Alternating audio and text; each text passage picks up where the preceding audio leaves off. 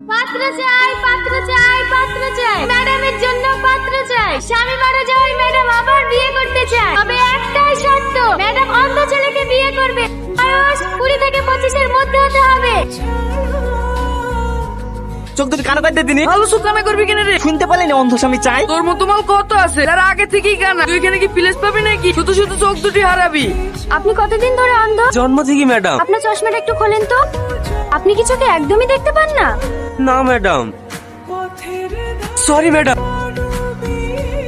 ঠিক আছে ঠিক আছে, আপনি সিলেক্টেড। কালকে আপনাকে বিয়ে করব। এখন আপনি যান। আর শোনেন, হ্যাঁ বলেন। ফ্যানটা একটু অফ করে দেন না, খুব ঠান্ডা লাগছে। হ্যাঁ Get out! যান, সামনে চেয়ারে গিয়ে বসে। চেয়ার কোথায়? চেয়ার আরে আরে, বললেন কিভাবে? ওঠে। কি জানি পায়ের নিচে কিছু পড়েছিল মনে হয়।